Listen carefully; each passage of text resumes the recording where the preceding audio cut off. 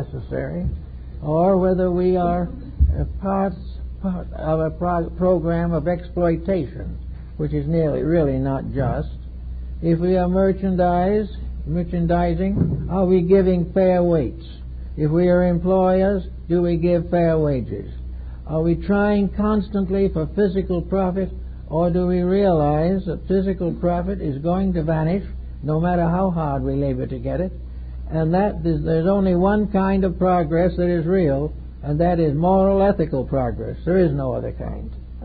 Every other form of progress is a deceiver, and every kind of wealth that is not a virtue is a vice and a danger. So we go around trying to collect money, and the time comes we lie down and leave it for our heirs to squander, or there's some government to take away from us in inheritance taxes. We work so hard for these things that really bring us no pleasure. We have a certain sense of bigness, certain sense of strength as a result of all these little chicaneries which we are addicted to. But this is not the real solid facts of life. This isn't the thing we're all trying to work for. It isn't how much money we can get in the bank. It is how much of the inner resource of ourselves can we call upon when need arises. Are we in peace with that power within ourselves, which must be the source of wisdom, of happiness, and of health?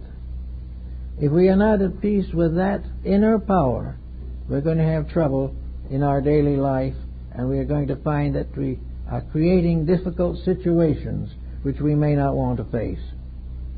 So we find Paul's doctrine going around the world in the Christian habit of things.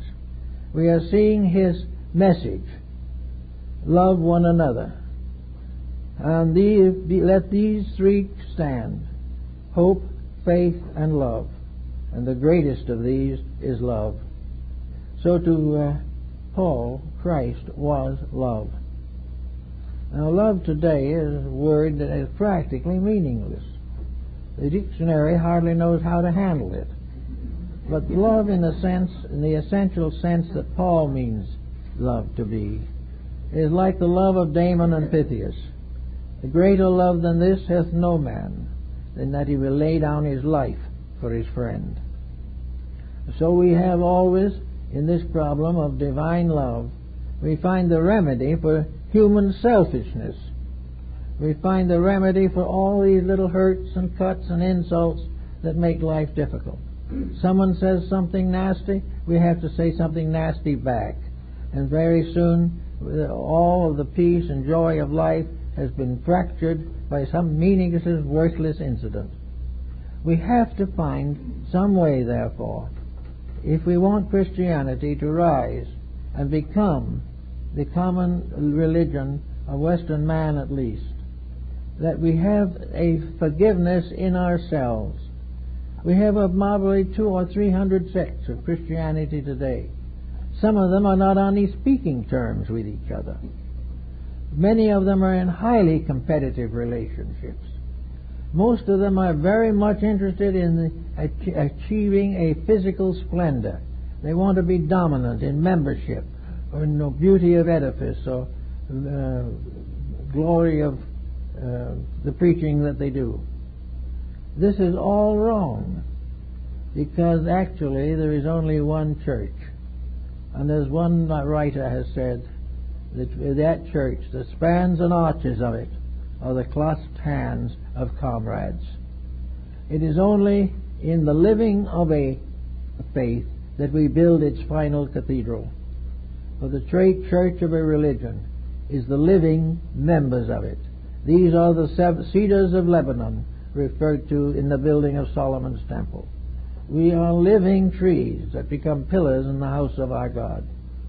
And at the same time that we do this, we are gradually building a world in which no longer will we be worried by the names of people, or by the names of gods, or by the names of angels, or of spirits, or of demons. We will know only that all these different things are names for one thing, and that is eternal life, and eternal and everlasting manifestation. If we can realize this, we can live in harmony with life. We can live in harmony with the world instead of in constant competition. We're gradually now beginning to realize this. And little by little, new thoughts are coming in.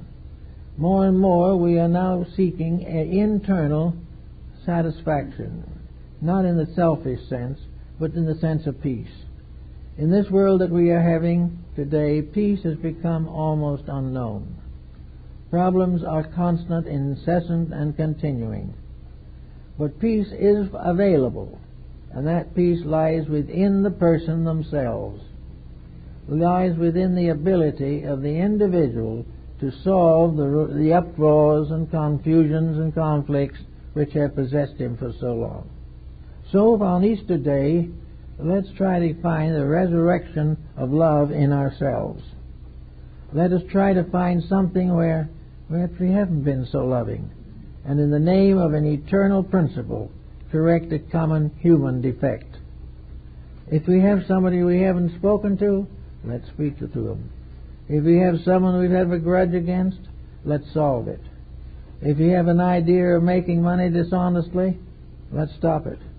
If we are tempted to compromise our integrities and our moralities, let's pause and reconsider.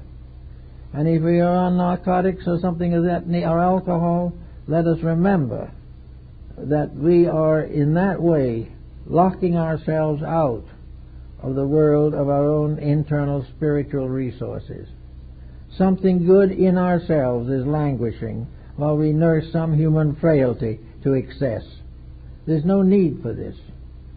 So for Easter, let's not think merely of a resurrection 2,000 years ago, but a continuing resurrection throughout the ages. Nations rising from their own ashes.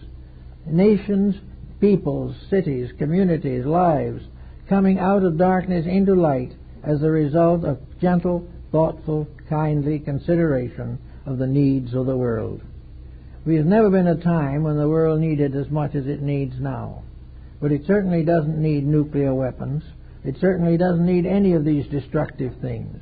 And how these destructive things can belong to people. In the midst of these people rises the church with the statement, love one another. And these people go daily or weekly to a church where they believe and hear the words of peace, love one another, and the kindness and the gentleness and the cooperation and the beauty. And then they go right out and start fighting again. This is the thing that has to change. And it cannot be changed by law. You cannot legislate religion. You can legislate theology. You can say you won't permit it in your country, or you will not have a country without it. But you cannot legislate the spiritual life of the individual. You cannot tell him that if he doesn't behave himself, he will go to the perdition. That thought has been worn out. It doesn't mean anything anymore. There's no reason for the average... One young man told me, by the way, the other day, that his parents were always afraid of hell. But he really wasn't afraid anymore. Because whatever it is, it couldn't be any worse than things are now. And this is more or less true. We are in the hell we've made for ourselves. And we can transform it into something better simply by using the power within ourselves constructively. Realizing that the energy which enables us to walk and talk and think, that this energy is a divine force. It's not something that was worked out in a laboratory. It is part of the infinite life of things. It is shared by every creature that man has imagined or seen. Therefore, having this tremendous potential, we also have the responsibility for use. And we go back through history. And some people don't believe in checking history. It's a little discouraging. But actually, as Lord Bacon observed, history is very helpful. For history finally shows us that that which is wrong cannot survive. History can prove to us definitely that the mysterious twilight of the gods ends the corruptions of mankind. That things that are done wrong destroy themselves. One by one, great powers have risen become avaricious and ambitious, covered the world with blood and misery, and then disappeared in a terrific orgy of pain and decline. Actually, history has proven conclusively that fallacy has never succeeded. Dishonesty has never been proven to be truly useful. Everything that is wrong is something for the moment, an appetite to be gratified and to end in suffering later. But we've got a nice enough world now, but there is another factor coming in that makes Paul's ideas rather important. Populations seemingly are going to continue to increase. Well, this is very serious to people who feel that it's going to limit their ability to succeed. Under increasing population, perhaps we can't all have everything we want. Perhaps we can't all have expensive estates and expensive vacations. Supposing we move this present population up to 10 billion people. Is that going to mean that there'll be no food for us? Are we going to gradually starve ourselves to death? No, I don't think so. This birth rate increase and the consequences are part of natural law. They are part of the plan that is being used to correct us. We are going to be shown definitely that we cannot be selfish in a world in which selfishness is fatal. And we might as well learn it now and wait and learn it later. But we're going to find that little by little things get tougher. The individual is going to get more thoughtful. Little by little we will reorganize our society, removing from it the dangers which could result from overpopulation. There is no reason why this earth cannot support twice our present population with ease, if a few people were not so selfish that they have refused to share the good life with others who are just as deserving as they are. So by degrees, the great truths of life, which we find in the scriptures of the world, come home to us in our own daily provocations. They come to us in the things that we do, and the things that we see, and the things that we hear around us. And this is one way in which I think the Western branch of Christianity, the Latin Christianity, and the Greek also, as far as that's concerned, are going to be very valuable. We have already seen that the temporal power of great religious organizations is waning. It is impossible for them to remain unchanging in a world of constant change. So we hear people saying more and more, we've got to be more progressive in our religions. We've got to stop sticking to the old ideas and allow new and better things to come in. We cannot remain static in a dynamic universe, which we are trying to do. Well, that applies also to every institution that we have, whether it is business or agriculture or science. Everything that we do and everything that we have must adjust to a new way of life, or it cannot survive. And when it adjusts to this new way of life, believe it or not, the adjustment will be in the direction of basic Christianity.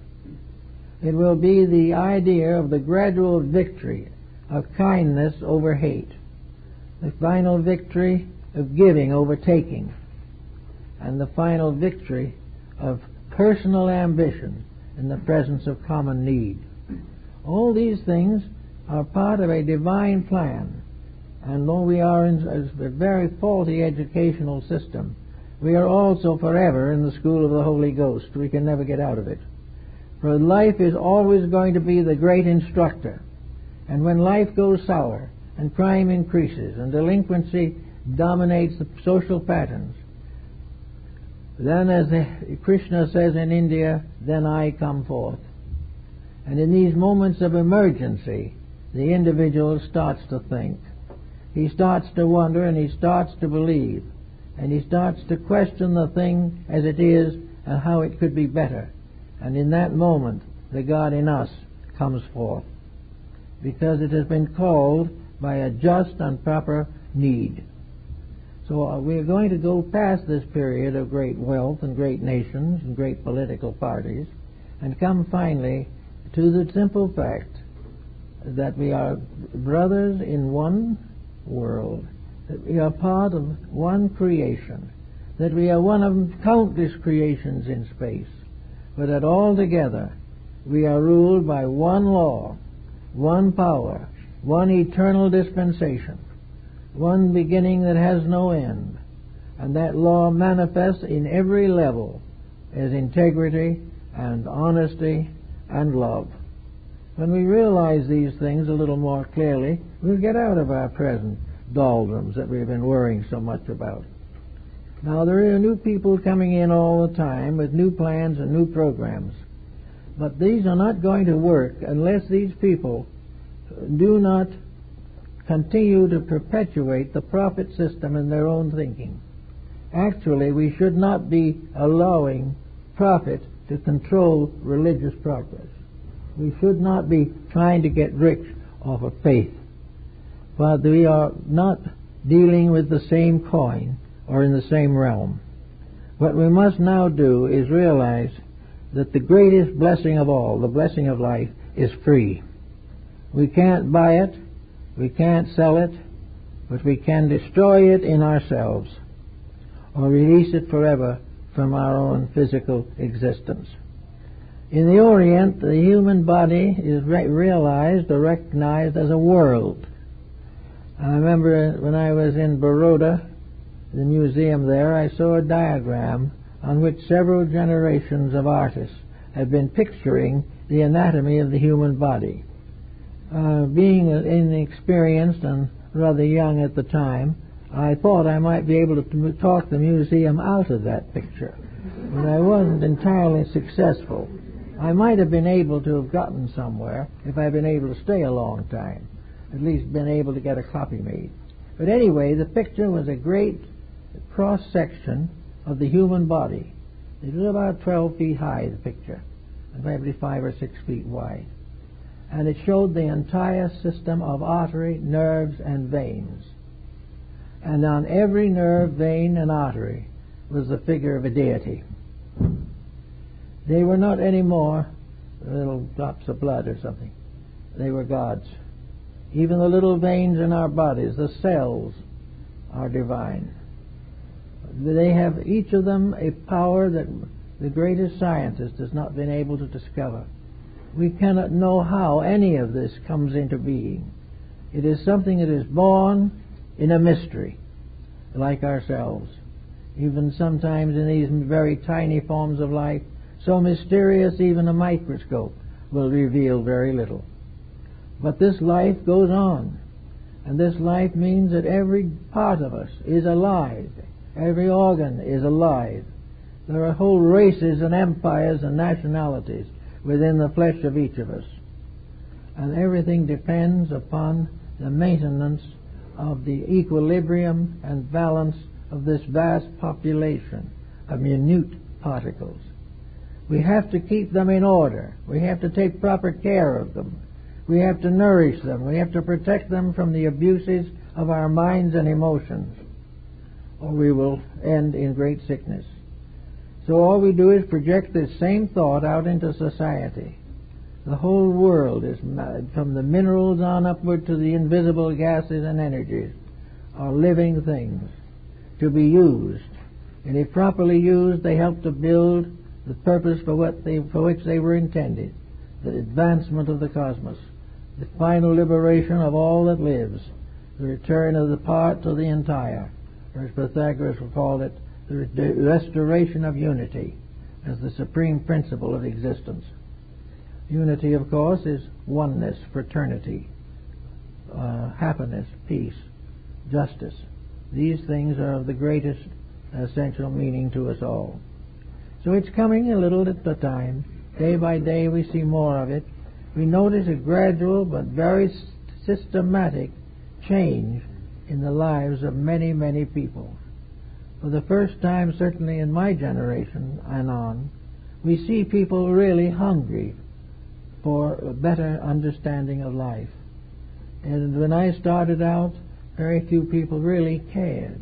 It was only a few in very deep trouble who could be considered likely to improve themselves.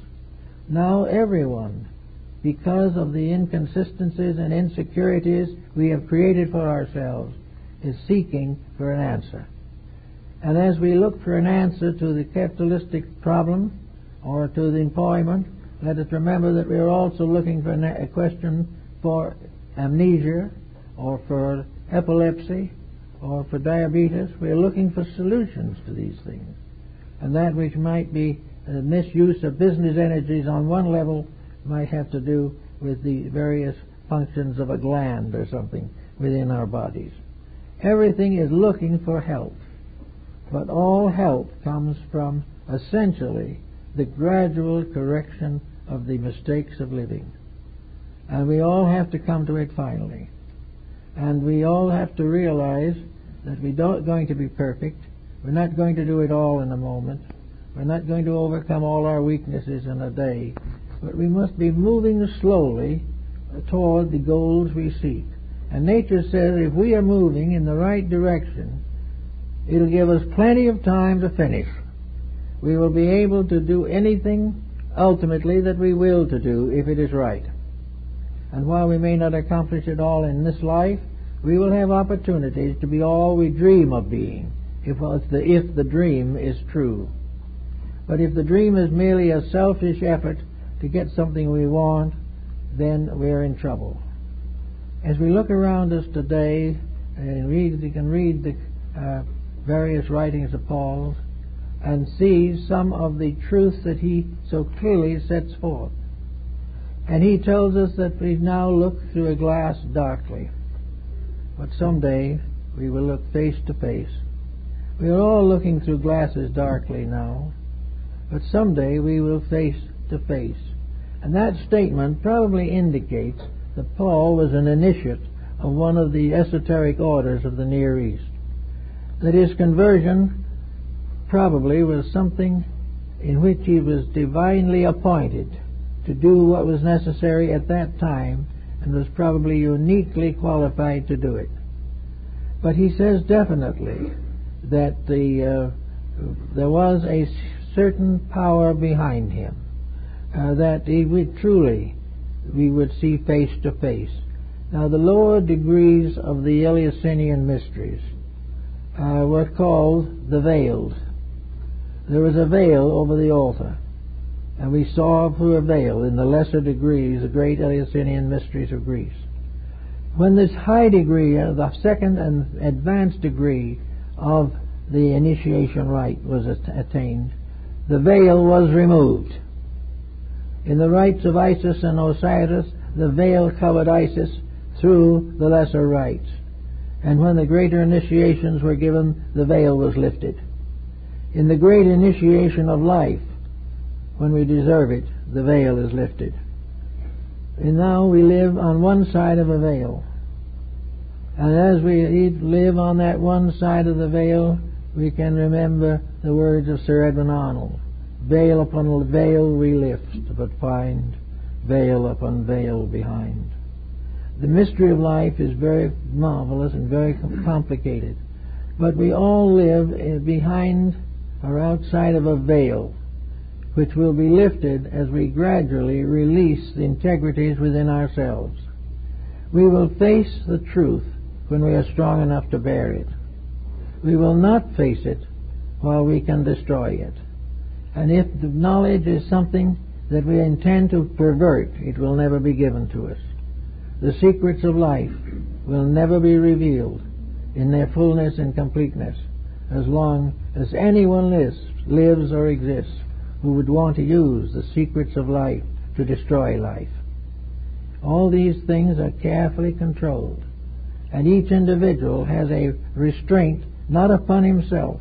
He can do as he will to do, but upon the consequences of his own action. He will be taught ultimately that he will be rewarded when he overcomes and outgrows the problems that we face today. We have an election year coming up and we don't know who to elect. We have to look around, and if somebody is exposing or describing or disengaging us from something or someone, We live in a mass of confusion. Here we are in a civilization that has grown up for thousands of years and is still in complete confusion. And that confusion becomes more difficult the more uneducated we become. The more we know of science and art and literature and physics and biology and chemistry, the more trouble we're in, because we use all these things for purposes of selfishness and competition. We do all kinds of things personally for the same motive. We take on all kinds of jobs simply for profit, and we're not with any regard for the value of the products.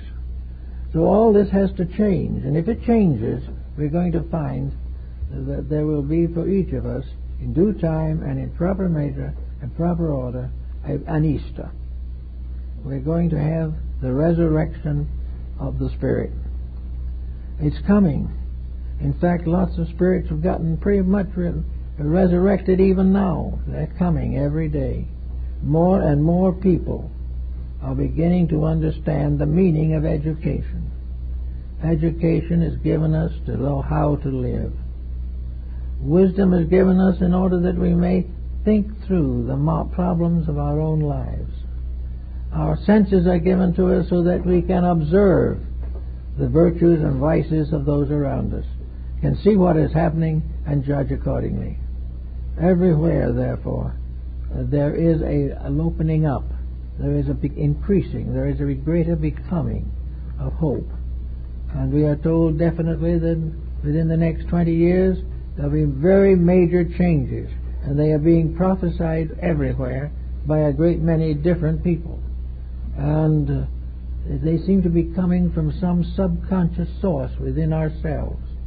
And when the inner life of the individual says progress is coming, it will come. If the individual is simply waiting for a new legislation to cure a mistake in policy, nothing will come. But when we are ready to face into the facts and reconstruct a civilization so that it can endure, it will endure, and will be the first to have endurance, for everything has finally fallen from the weaknesses within itself. And there's no need for this to go on in this way any longer. So Easter will always be a very important day, for it always will stand either for the resurrection of truth in principle or resurrection of truth in ourselves. And when it comes in ourselves, we're all going to be a very great deal happier than we are now. We will realize the real meaning of Easter. The great problems of Easter have to do also with the vernal equinox. The vernal equinox to the ancients was the eternal rebirth of the sun. The vernal equinox was the promise of another year of opportunity. The ancients worshipped life itself at the vernal equinox, thanking the heavens and the gods and all the powers for the promise of another year. We are being given another year. Here we stand on the threshold of it. For the year of nature and of life begins at Christmas, but the year of the soul begins at Easter, for it is the beginning of enlightenment. It is the beginning of a new world order. Each year we bring the wisdom of the past to bear upon the needs of the future. And this year we have wisdom to bring forth, and we have a future in need of wisdom. We have an opportunity to contribute to the annual birth of good. And each year at the vernal equinox, truth and reality are re-embodied for our benefit. This is an old symbolism, but it is a very nice one. And whether it is literally true or not is of no difference, because things spiritually and true within the inner life of the individual may often be in conflict with what we call the truths of mundane existence. Actually, every year is an open gate to a better life. The mistakes we have made, we have made. We can regret them, we can remedy them the best we can. But each year is an opportunity for new effort, new achievement, new accomplishment, new dedications, and we can live each year a little better than the one before. And by so doing, and the next year that comes around, we will be still a little better to face it. This is the ancient belief that the vernal equinox is given by God as a new opportunity for human beings to grow, to become greater in truth, greater in beauty, greater in wisdom. And if we take advantage of that, we will in due time appreciate all this that is happening for us. We will suddenly realize truly that we are in a universe in which a great reality is determined, or by nature must inevitably bring all creatures to perfection. Nothing is lost. The only waste is the time that we lose, which we might be using for something of permanent value.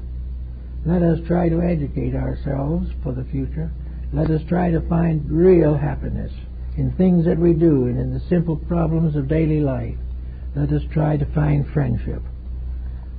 Let us also look deeply within ourselves and prayerfully and in meditation see if we can find the spirit of the innermost, that which is forever there, waiting for us to allow it to take control and command of our daily existence. If we can make some of these little thoughts and ideals and dedications, we will find that Easter has greater and more enduring meaning for us all. Well, I think that's it for this morning. I'd just like to announce that a week from tomorrow, here we are going to have a meeting upstairs, I believe, of the Veritat Foundation, and on that occasion my wife is going to give a discussion, and they're going to have a workshop. So if those of you who are interested, we cordially invite you to be present for that occasion. Thank you all, and have a wonderful Easter, and may the blessings of the year be upon you, each and every one.